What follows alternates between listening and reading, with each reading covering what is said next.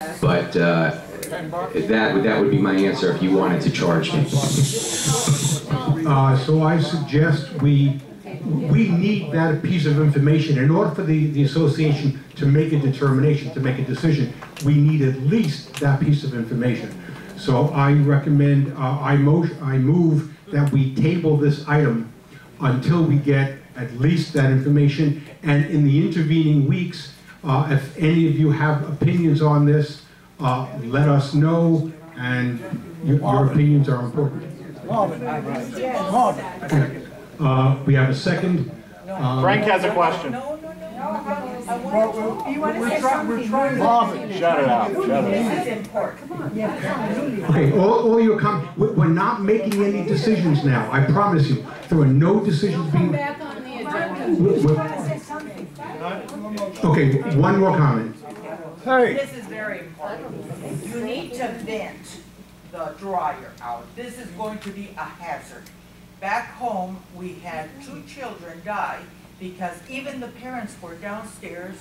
They hadn't cleaned out the vent correctly, and the smoke got upstairs, and the children died. Here, people are going to throw their items in, go and take a walk or do something because they're not paying attention to the dryer, and it's going to cause hazard. Louis, to answer that is true when people do it surreptitiously. Okay, if it's something that is allowed to be done, then people are going to install them properly. I'm not saying one way or the other, but when things are done behind your back, then they take shortcuts. But if they're not done behind the back, then they're more likely to be done properly. Okay, so this item is, there are no objections to the tabling. It's going to be tabled until the next board meeting, at which time we'll have the legal opinion, and feel free to... You better seriously consider putting washing machines or a dryer into a new apartment. They're going to start cutting pipes to get the water in, and what are they going to cut to get the water out into the drain?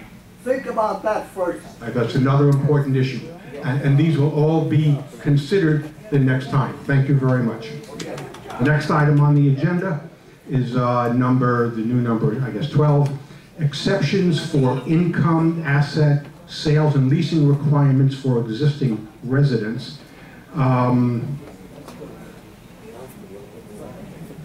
I'll leave that up.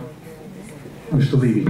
Okay, well, the reason why this is on the agenda, because it was brought to our attention that if there are people who financially need to downsize, and they've been here for X number of years, and they've never been delinquent, and they're upstanding citizens in the community, and they find themselves unfortunately needing to downsize. However, they don't meet the income requirement on the books, even though they're paying on time. There was question, can there be some form of looking at each individual case on a case-by-case basis for those who have been here for X number of years and always have been upstanding citizens, and this is why it's on the agenda for the board to discuss. And I'll make my comment is the association has the authority to examine any purchase or lease application and rule on that application in an appropriate way. My recommendation would be to deal with this situation. Again, right now this is theoretical.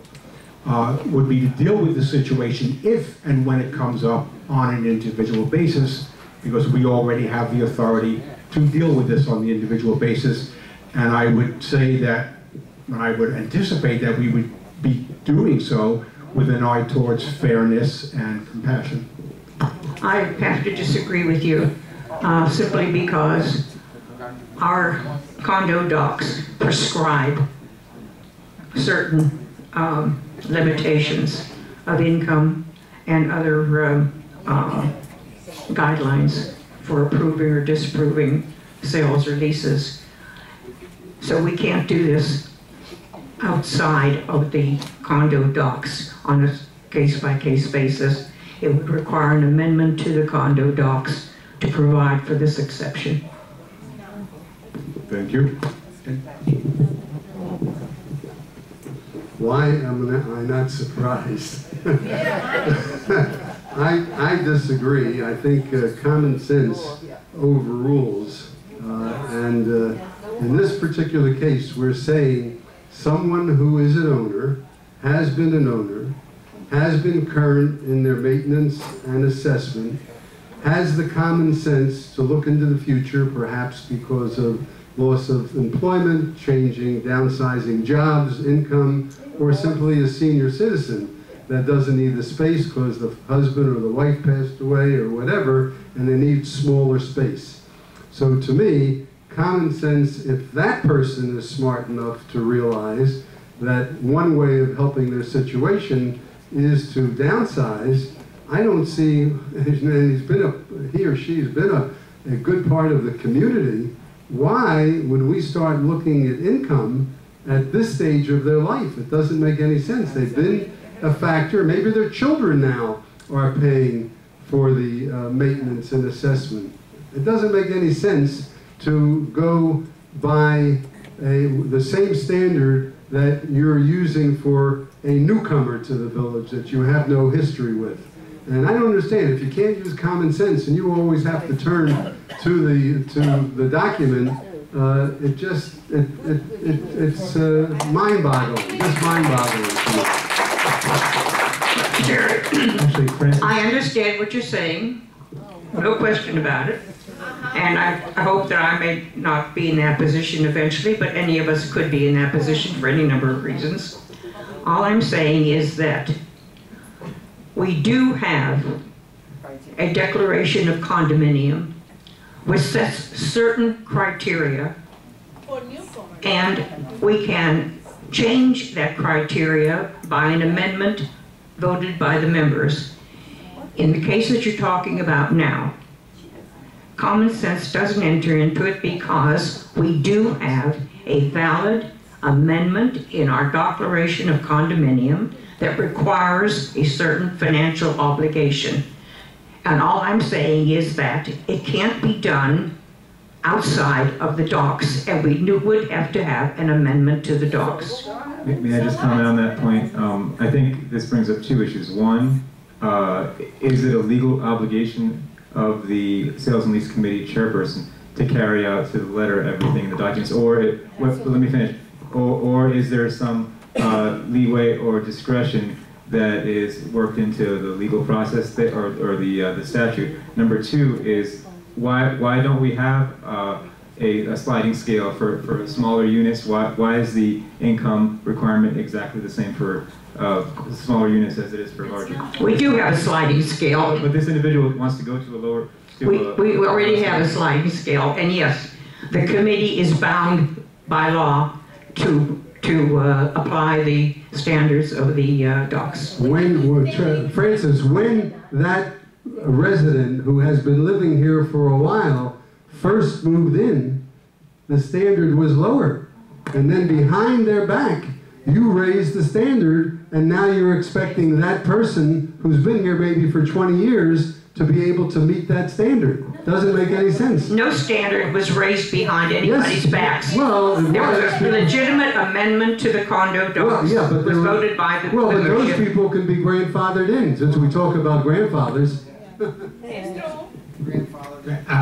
one exception, then there's more. Yeah, that's You have to fine. follow As long as rules the of standard, regulations. as long That's as our job. as long as the standard is they lived here Then and they've been current. Yeah, put it in the docs.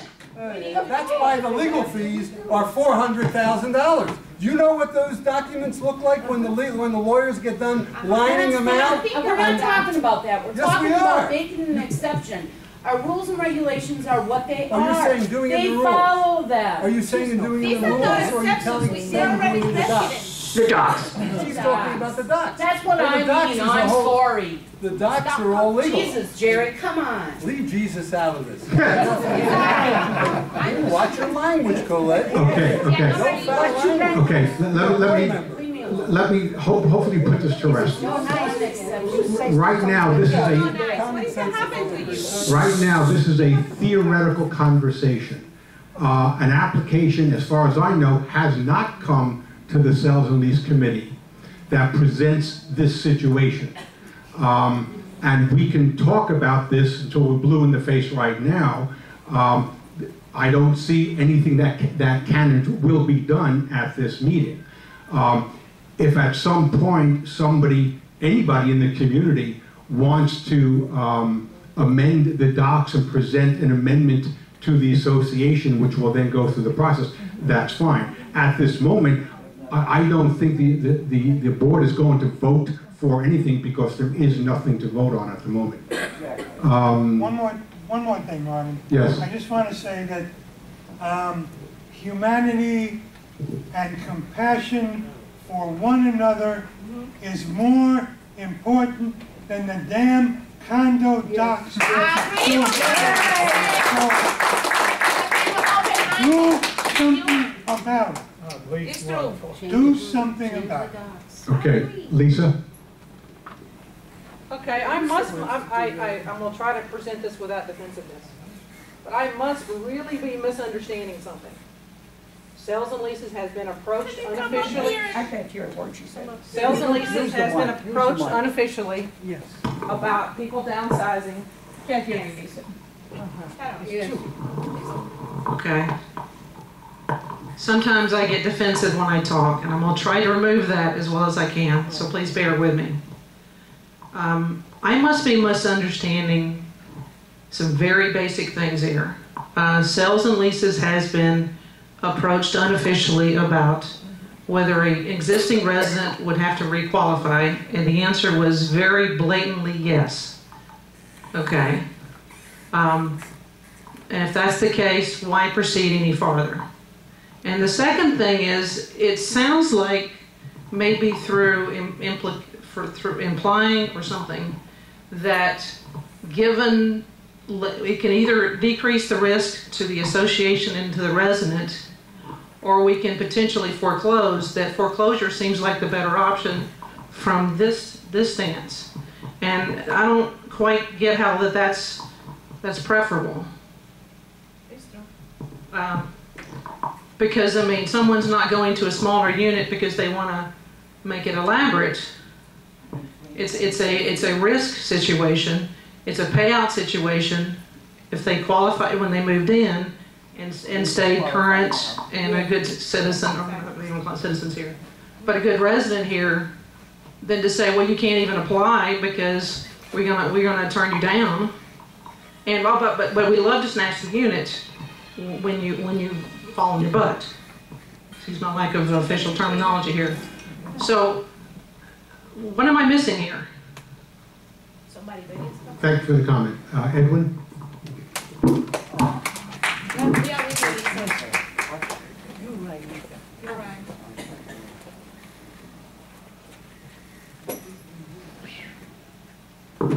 On a point of information from Francis. Francis, do you recall there was a time when there's a 25% limitation on rentals in this condominium? Yes. And at that time, were you also chairman of the Sales and Leases Committee? Yes. And at that time, was there an equitable workaround if there had been previous tenants in the apartment which permitted Sales and Leases to approve a tenancy and waive the 25% limitation? There was no waiving of the 25% limitation. If a unit had been rented, and it could continue to be rented because it was part of the 25% already. So it wasn't added on to, it was already part of the 25%. No waiver was involved. Was S2Y one of those units? I'm not going to argue something like that. Microphone. my personal opinion is I agree with both of them. Of course, Jerry's right, but in a legal standpoint, you can't have selective enforcement. So how do you solve this? I have no idea. You just amend the docks. So can we? A proper amendment could be requested to the docks. It's not worth it for the one or two people that it's involving, okay? I think basically we could solve this whole problem if we had a new chairman of the rental committee. I agree Okay? Because there's no, Frances, God love her, okay? She's got her nose on the books and she doesn't have any flexibility at all. And she's always been that way. So I think, you know, and when I was involved earlier in the board, that's what I was told by the lawyer. Sometimes you just overlook something. You know, it's not a big deal. If you overlook it, it's not selective enforcement. It's not, because if you find someone in the same condition, someone who's been here a long time, has paid their maintenance all the time, and they want the same thing, you say, welcome home. You know, it's no selective enforcement. Anyone with the same situation gets the same treatment, okay? So I don't get it. I think we need a little compassion. We don't need someone at the head of a committee that only knows how to read the rules, because that's not life. We got the 10 Commandments out there. Who is following the 10 Commandments to the letter? Okay? Good for you. Okay, good for you. Okay, Give me a break. I'm going to respond to that. I'm in trouble. Not really.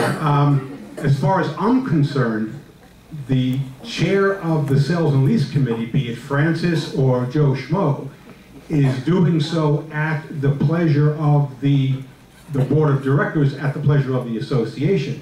So if the chairman of the Sales and Lease Committee is not doing a proper job, then it would be up to the president, actually, to make her no longer the president and appoint somebody else.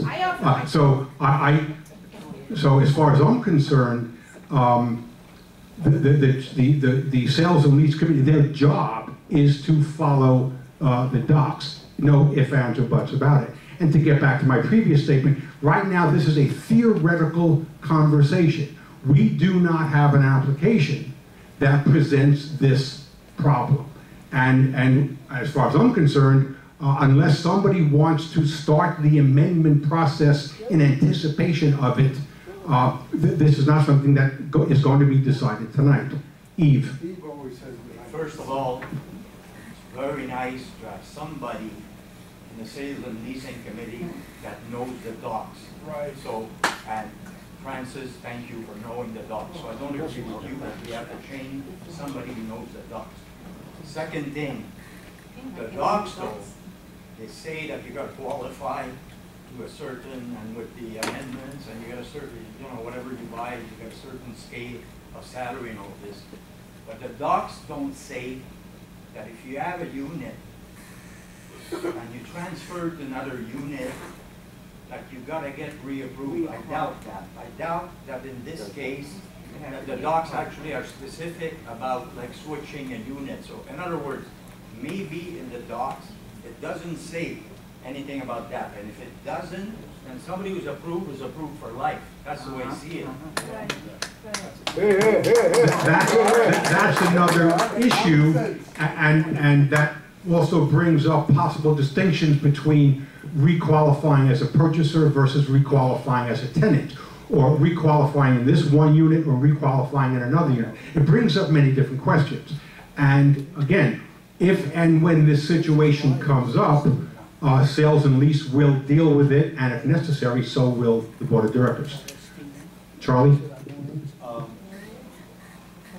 Correct me if I'm wrong, but the downsize, that means going from something larger to something smaller. However, for me to go from something larger to something smaller, I would need to sell my larger, get the cash, and then buy something that is smaller. That cash would qualify me in my application process to buy something smaller, would it not? Yes. It depends. There are too many variables. Does the unit you're selling, is it encumbered by a mortgage? If you have to pay off the mortgage, how much will you have left? There are too many variables, so that situation cannot be answered without details. Bottom line, again, the association is not presented with a situation where first sales and lease and then maybe the board has to deal with it. It's just a theoretical construct. Let's wait and see if and when this happens. Thank you very much. Next item. Sorry, one more comment, please. Yeah. Over the years, I've attended a number of board meetings when we used to have them in the Grand Lounge. And I can remember individual meetings where cases were brought before the board as hardship cases. Now, I've already heard management's point of view that there's no such thing as hardship cases in a condominium. The fact of the matter is that we have brought individual cases which we labeled as hardship cases before the board to vote on them individually. I remember that too. And I remember I might even been on the board of directors at that time. So I recall that situation.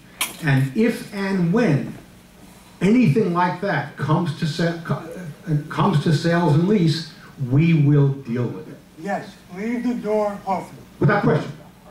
Yeah, as far as I'm concerned, it's an open door. Nothing is written in granite on this. Okay, we're going to the next item on the agenda. Marvin, may I make one quick, brief comment? Sure. Just to answer to what she said, if I may. We absolutely do look at individual cases, as we've done by making payment plans for people who were at hardship with the special assessment. And number two, on the agenda, we do have payment plan that management wants to put before the board to pass because of a hardship. So I just wanted it to be clear that we do look at individual cases as management. Thank you. Next item is bicycles on balconies. I believe this was requested by John, so. Thank you, Marvin. The reason I placed this on the agenda is because about a month ago I was surprised to find out that we do have an existing prohibition of having bicycles on the balconies. And I was asked, I had a bicycle on my balcony, I was asked to remove it. I did remove it, and it's been sitting in my living room for the past month. And I would like to propose that we change that, not because of my own personal situation, but I do see other bicycles on balconies. I don't think it's an eyesore. I don't see why it would be a problem. I don't think, personally, I don't feel that the racks are a good, safe alternative in terms of either safety or maintenance. Why should I be, or anybody be forced to put their bike out on a rack to be exposed to rain and the elements and so forth? So my proposal is to remove that requirement that prohibition. Is that a rule or is that a document? It's a rule. It's a rule. It can be simply done by the board. Correct? The board could change the rules. Yes. You don't need anybody else. That's correct. So all we need is a motion to do that. That's all. Any other comments from the board? Let's get discussion first. Yeah. I got discussion. Okay. I tend to agree with John. I don't think that a bicycle is something that is something that is strange, and especially since we have different size apartments. I just can't imagine someone in an efficiency apartment with the room in their apartment to put a bicycle. They don't have balconies. You have it? Would you like to have it in your apartment? Or would you like to have it on your balcony? Well, Unfortunately, I don't have a balcony. Oh, they don't have balconies. Oh, my. Sorry about that. So I have it sitting in my hallway. In your hallway? Oh, that's allowed. In your hallway, it's allowed? That would be strange. Oh, in your... in the hallway of the apartment. All right. I personally don't see a problem with a bicycle. It's, you know, it's standardized. It's not strange. You recognize what it is. I have more of a problem with people that have barbecues and things like that that are safety features. But a bicycle is not a safety item. So, you know, I have no problem with that. Any comment? Okay. I have a bit of a problem with it. It's been part of the reason is that we want what I'll call curb appeal, and we've been and my understanding of the rules is that we allow essentially patio furniture or other furnishings on the patios, and that it's not to be used as a storage area. It's what it says. It's not to be used as a storage area. And as far as I'm concerned, I can understand if I had a bicycle, I also would want to leave it on my terrace because I don't want it sitting in my. I'd rather not have it sitting in my living room. I'd rather not have it sitting in my bedroom, in my bathtub, whatever. But this has been a rule since I bought here. This has been a rule since you bought here. If you weren't aware of it, that's not the responsibility of the association, that's your responsibility. So I, for one, am not comfortable with arbitrarily changing